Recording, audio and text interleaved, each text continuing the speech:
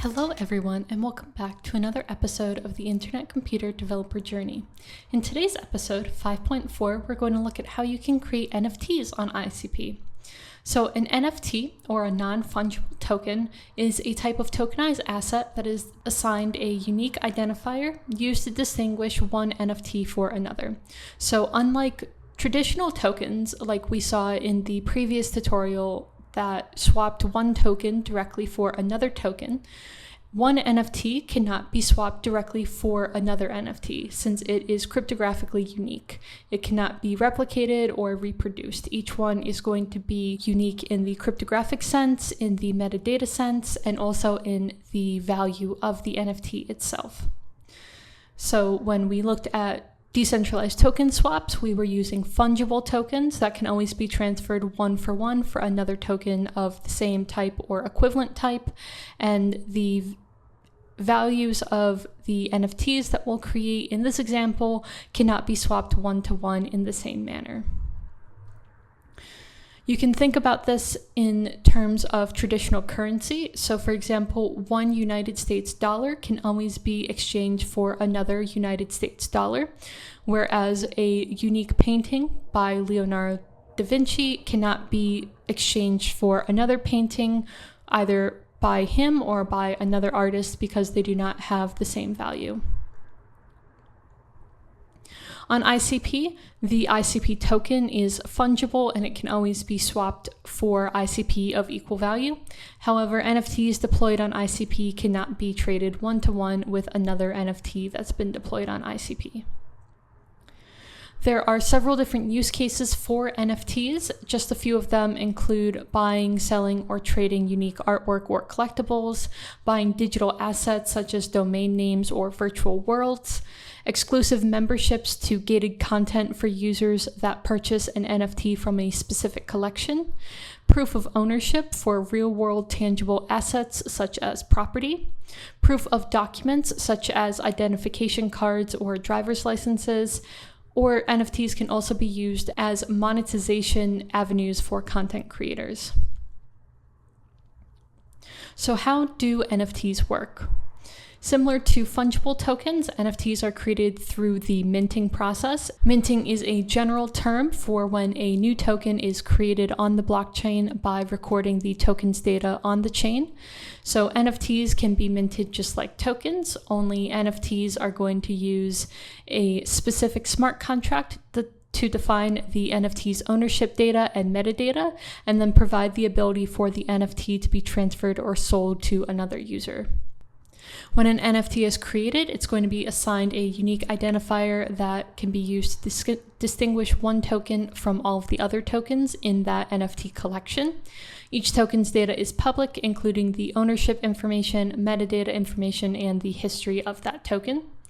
Some NFTs are one of one, meaning they are globally unique and not part of a series or collection.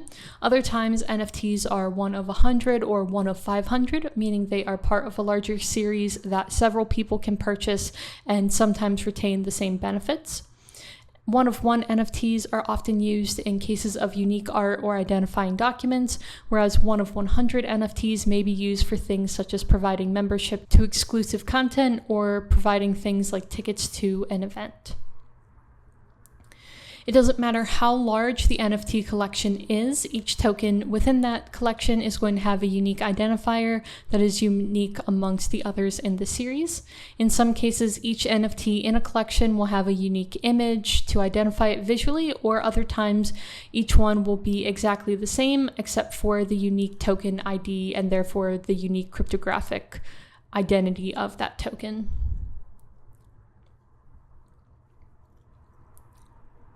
So on ICP, we have two NFT standards. These are similar to the ICRC1 and ICRC2 fungible token standards, and this sets a guideline for the API methods that are necessary to support certain NFT functionalities. Some of the common API methods for NFTs include the ability to mint an NFT, transfer that NFT, and query an NFT's metadata. So on ICP, we have two NFT standards currently at the time of this video's recording. They are ICRC 7 and ICRC 37. ICRC7 can be thought of as the equivalent of ICRC1, but for non-fungible tokens.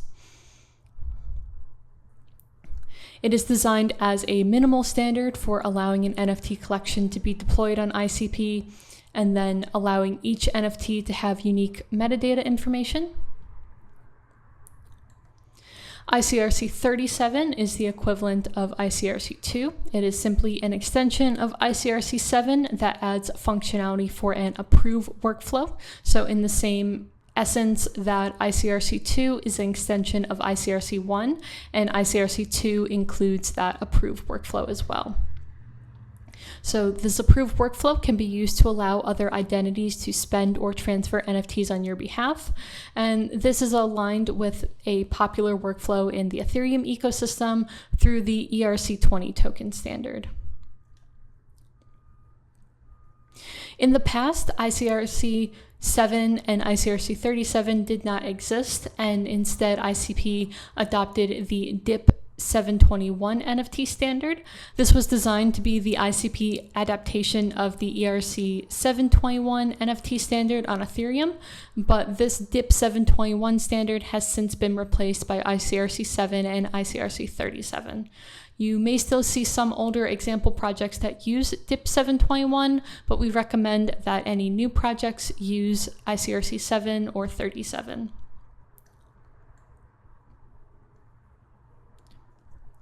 So let's take a look at creating and deploying an NFT collection.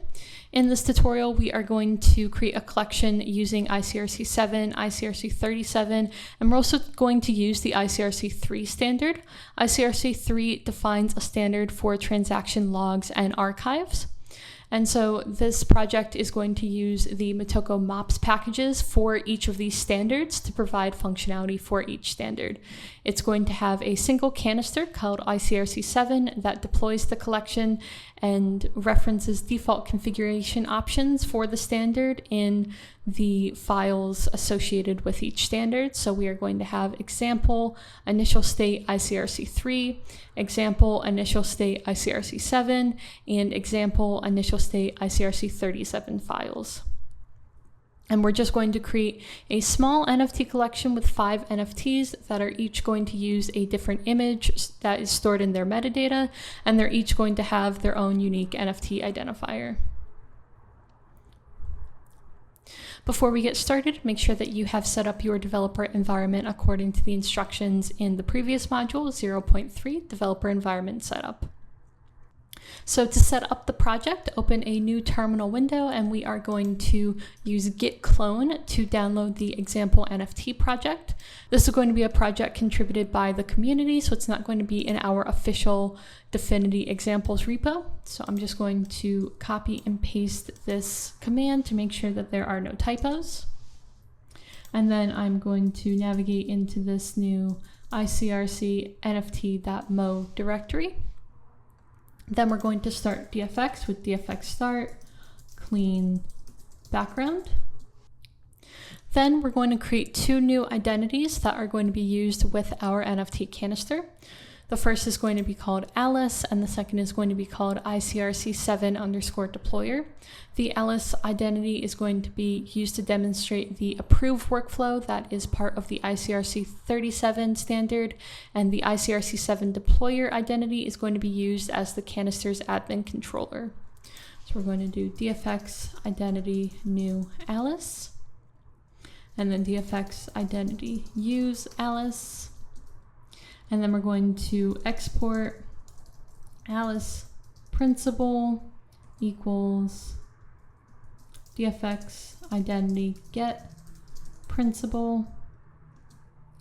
And then we're going to do the same for the ICRC7 deployer. So DFX identity new ICRC7 deployer. DFX identity use ICRC7 deployer, and then export admin underscore principal equals DFX identity get principal. And so now we are going to configure our ICRC7 canister. So to set the settings for our collection, we have to replace the existing content in the example initial state ICRC7.mo with our own configuration. So let's go ahead and open up our code editor, and I'm going to use VS Code. I'm going to open up this ICRC NFT.mo project. And then we have this example, initial state, and then ICRC7. And here we can see that there is a default configuration for a collection called NASA Nebulas. But for this, I want to create one called Developer Journey Astronauts. And so I'm just going to copy, and I'm going to replace the previous content with my preferred configuration for this collection, and I'm going to save this file. And so what this does is it's setting the symbol, the collection's text symbol, the collection's full name, a description describing the collection, an image that is used as the logo to represent the collection, the total amount of NFTs that can be minted from the collection, a burn account that is going to be used for any NFTs that are burned. If it's set to null, burned NFTs are just going to be deleted. And then it's also setting the deployer account, which is the collection's deployer. And in this configuration, it's set to the caller of the method. So then to deploy this collection, we are going to run dfx deploy ICRC7, which is going to deploy that ICRC7 canister. And then we're going to pass the argument to it for initializing the canister. And we don't have any additional arguments for any of the standards. And we are going to use mode reinstall since we are intending to replace the previous code with the new code that we've inserted. So in our command line, I'm just going to paste that command in, and we can see that's going to deploy the ICRC7 canister.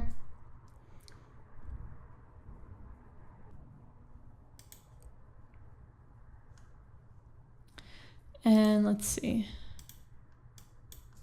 I think that there are some white space issues. So with how I copied this over from the docs, these little white space characters caused a malformed operator error in the code. So I'm just going to go through and delete these.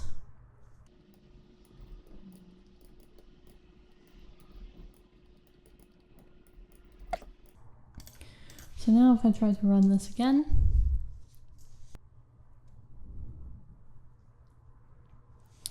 and so since we passed the mode reinstall, it's going to warn us that we are overwriting any of the data and code in the canister, and that's correct. We want to overwrite anything that was currently stored in the canister. And so now we can see that our ICRC7 canister has been deployed. And then we want to export the canister's ID as an environment variable that we can use later. So we'll do export ICRC canister equal dfx canister ID ICRC7. And then we want to call the canister's init function to use the canister. So dfx canister call ICRC7 init. And so this is going to initialize the canister's configuration. So it's going to have the NFT collection information that we configured in the canister. And so to verify that it's been initialized correctly, we can query information about it. So dfx canister call ICRC7 ICRC7 underscore name query. We can see that returns the developer journey astronauts, or if we want to query the symbol, we can see that the symbol, the text symbol is devs. If we want to call the description, we can see that it returns ICP Developer Journey Astronauts. So now if we want to mint NFTs in the collection, we need to call the ICRC X mint function in the canister. And so we need to pass it the data for each token that we want to mint. So in this, we are going to have a token ID, an owner of the token, and then we're going to have some metadata about the token. And in the metadata, we are going to include an image link that is going to be the image used to represent each of these NFTs. And then we are defining the fact that we are including a URL for an image. And we are making each of these immutable. And so we are doing 5 NFTs, so IDs, token IDs 0 through 4. And so I'm just going to copy this since this is a very long command.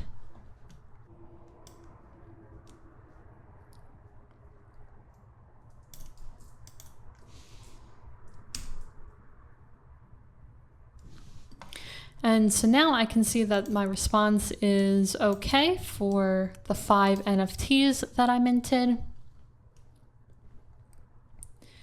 And so just a note, with very long commands like this, if you click on this copy button, sometimes the new lines in these are going to register as their own characters.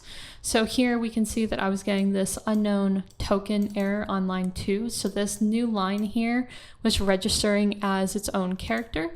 And to fix that, I just used my mouse to select the entirety of the command and then copied it this way and then pasted it into the terminal, and it worked. So just a note that if you are using this copy button within the documentation, sometimes it can paste phantom characters that may cause some errors. So now let's get some information about our NFTs to make sure they've been queried properly. So DFX canister call, ICRC7, total supply, query, and we can see the total supply is 5. If we want to take a look at the supported standards for our NFTs, we should have both ICRC7 and ICRC37 supported. So DFX canister call, ICRC7, ICRC10 supported standards, query.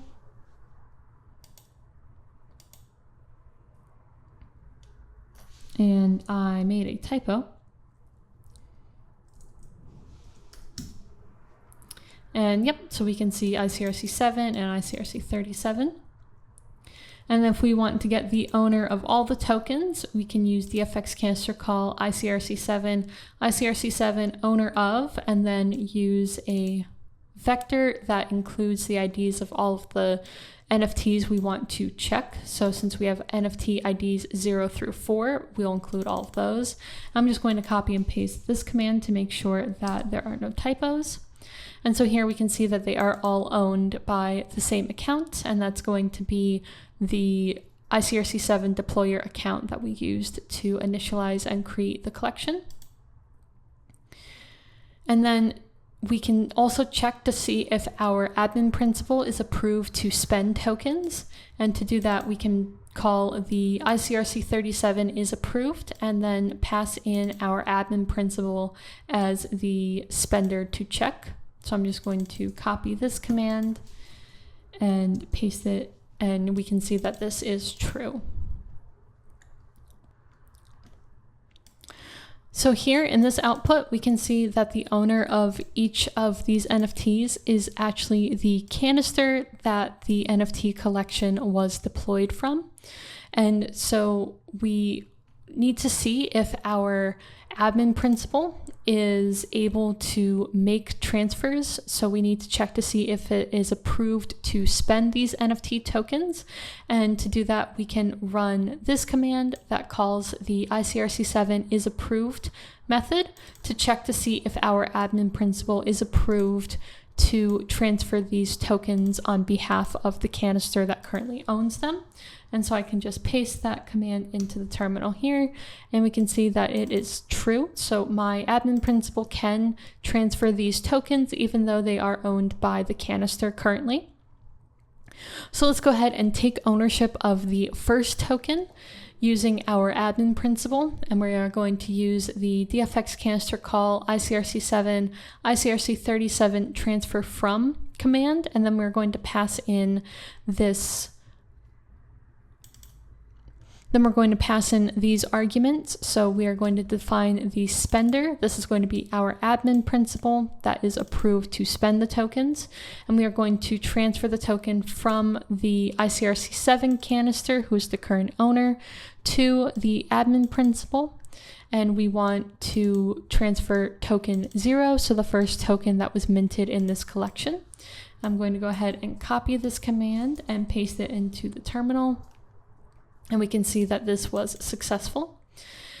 And then next we can use the approve functionality from the ICRC37 standard to approve Alice to then spend token 0. So now the admin principal has custody of token 0, and we want to allow our friend Alice to take this token and spend it however they would like to.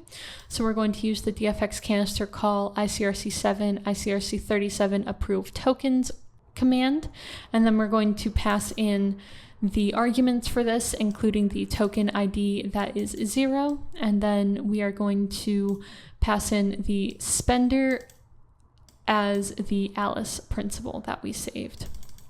So I'm going to go ahead and copy and paste this into the terminal, and we'll see that this is successful. And so now we can run that same ICRC7 is approved command that we ran earlier to see if Alice is approved to spend token 0. So I'm going to copy and paste this command, and we can see that this is true. And so now we need an identity for Alice to transfer token 0 to. So we're going to do DFX identity new Bob, and then DFX identity use Bob, and then we're going to export Bob principal equals DFX identity get principal. And so now we want to switch back to Alice, DFX identity use Alice, and then we want to do another ICRC7 transfer from command. And this we are going to define the spender as Alice, and we are going to transfer the token from its current point of custody, which is the admin principal, and we are going to transfer it to the Bob principal. And it's still going to be that token ID equals 0.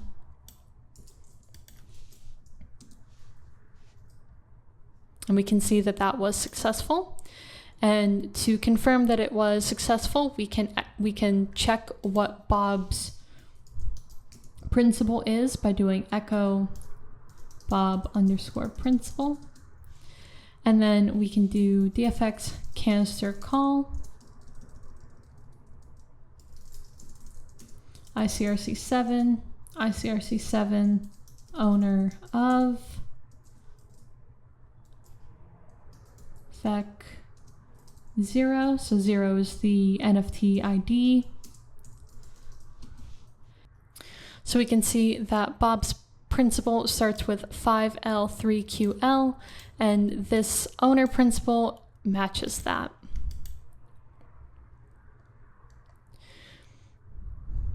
We can also revoke approval. So if we wanted to now take away Alice's ability to transfer tokens, we can do DFX canister call ICRC7, ICRC37 revoke collection approvals.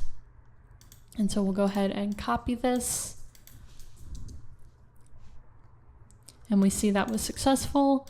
And then we can check to see which principals are approved to transfer token 0, and now it should be none. And so we can see that no principals are listed.